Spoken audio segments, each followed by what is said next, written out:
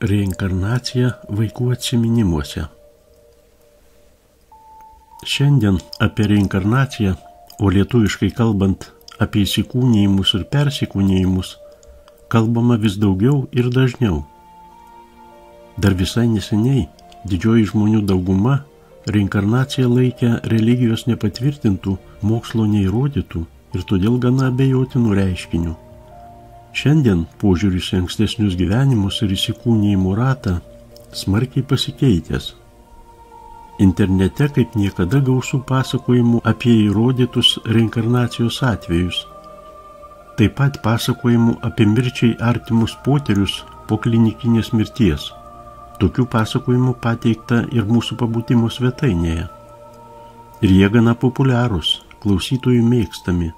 Atsiliepdami į tokius pasakojimus, klausytojai neretai siunčia savo komentarus, kuriuose pasakoja savo arba savo artimųjų istorijas, patvirtinančias dvasinio pasaulio realumą ir reinkarnacijos faktus. Šiandien skelbėme kelias tokias istorijas, kurias internetiniai svetainiai įdomus faktai atsiuntė klausytojai. Jose kalbama, kaip vaikai prisimena savo ankstesnius gyvenimus. Parašykite, ar jums tai įdomu, ir jei įdomu, pateiksime daugiau istorijų iš realaus gyvenimo. Štai klausytojų istorijos. Papasakosiu istoriją. Ne savo, o kaimynės, su kuria dažnai susitinkame. Prieš 5 metus mirė jo sūnus. Jis nuskendo, būdamas 8. Vėliau kaimynė pagimdė kitą sūnų. Dabar jam 3 metukai. Kartą motina sėdėjo kambaryje ir žvelgdama į sūnų tarė: įdomu, kas tu buvai anksčiau? Sūnelis žaidė gretimais. Ir štai jis atsako: mama, ašgi nuskendau, aš vėl atėjau. Motina ištiko šokas. Tuo metu vaikas kalbėjo jau gerai ir aiškiai. Apie nuskendusi brolį nieko negalėjo žinoti, nes niekas apie tai jam nepasakojo, nes dar mažas. Gal jis atgimė? Tikriausiai taip ir buvo.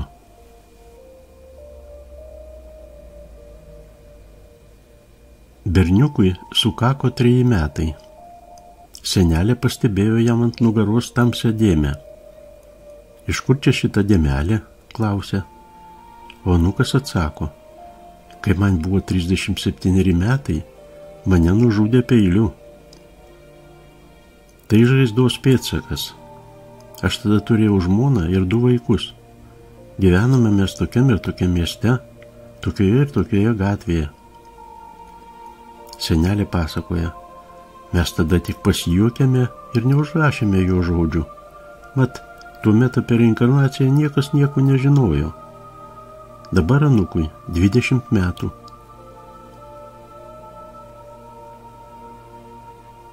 Aš kazachė. Gimiau kaime, aūle. Mama man pasakojo, kad vaikystėje aš pirmiausia pradėjau kalbėti ne kazachiškai, o rusiškai. Bet kaime, kur gimiau ir gyvenau, rusų visai nebuvo. Aš baigiau mokyklą, kur buvo mokama tik kazachų kalba. Dabar man 50 metų. Bet ir dabar rašau ir galvoju rusų kalba. Nors mano giminaičiai ir šiandien nemoka rusų kalbos. Mama pasakojo, kad iki 4 metų kalbėjau tik rusiškai ir ji nesuprasdavo, ką aš jai sakau. Dažnai sapnuoju sapnus, kuriuose kažkas spausdinu sena rašomąją mašinėlę.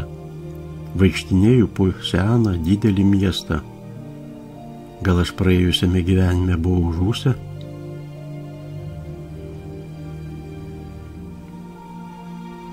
Kartą aš su savo 5-metę dukrytę nuvažiavome pas gerą pažįstamą į jos darbovietę. Netrukus draugė kažkur iškvietė skubių reikalų ir mudvi likome laukti jos kabinete. Dukrelė įsitaisė mano draugės darbo vietoje ir ant jos stalo aptiko įdomų daikčiuką, schematišką Saulės sistemos modelį. Įdomus toks modeliukas, viduryje Saulė, aplinkui savo orbitose planetos, ir visos sukasi, ir aplink Saulę, ir aplink savo ašį.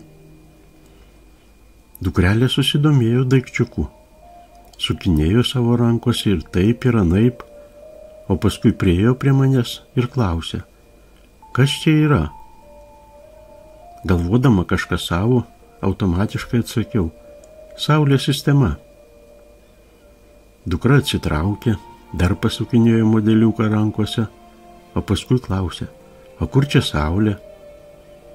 Aš vėl, kaip ir anksčiau, skendėdama savo mintyse, bakstelėjau pirštu į kažkokį didelį rutuliuką ir vėl grįžau prie savo minčių. Dukrytė kurį laiką įdėmiai apžiūrinėjo rutuliukus, simbolizuojančius planetas, o paskui iš lėto, įdėmiai žiūrėdama tiesiai man į akis, tarė, tai ne Saulė, tu parodėjai man Jupiterį, didžiausią Saulės sistemos planetą, o Saulė centre, štai ji. Aš susidomėjau ir įdėmiai pažiūrėjau į dukterį. Iškart supratau, kad jai vėl prasidėjo informacijos išsiveržimo priepuolis. Taip mes su vyru pavadinome 5-metės dukrytės būseną, primenančią transą, į kurią patekusi ji imdavo pasakoti tokius dalykus, kurių dėl savo amžiaus paprasčiausiai negalėjo žinoti. To jai niekas neskaitė ir nepasakojo.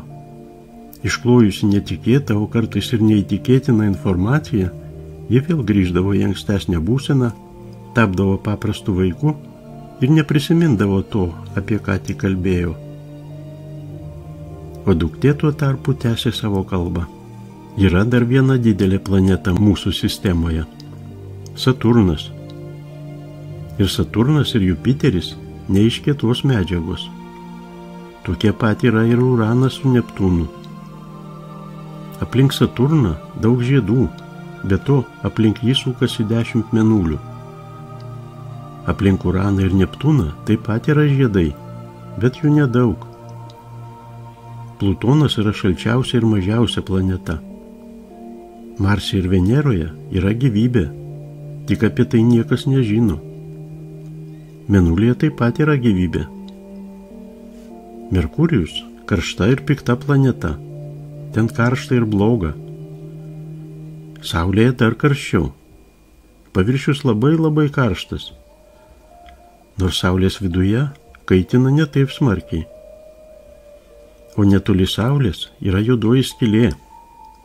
Apie ją taip pat kol kas niekas nieko nežino. Saulės sistemoje buvo dar viena planeta. Daug kas vadina ją Faetonu, nors ji turi ir kitų vardų. Ji suskilo į gabalus ir dabar tie gabalai sukasi aplink Saulę savo orbitomis. Netikėtai dukrelė nutilo. Ji dar kurį laiką pastovėjo šalia, laikydama rankoje modeliuką su planetomis, paskui grįžo prie draugės stalo. Priepuolis praėjo, ji vėl tapo paprastu vaiku. Aš atsidusau su palengvėjimu, džiaugdamasi, kad be mūdviejų kabinete nebuvo kitų žmonių. Kitaip neatsigintum nepatogių klausimų. Čia papasakoju jums tik vieną nutikimą, tai, kas išliko atmintyje, bet tokių nutikimų su dukrele buvo ir daugiau. Mergaitė augant, priepuoliai retėjo ir galiausiai visai išnyko. Dabar dukra mokosi universitete ir net neatsimena, kad kažkada su ją nutikdavo panašus dalykai.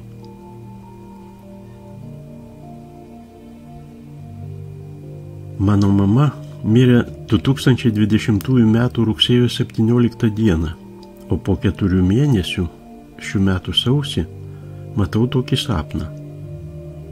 Mano mama, maždaug 6 metų amžiaus, nuo geležinkelio stoties skuba mano namų kryptimi.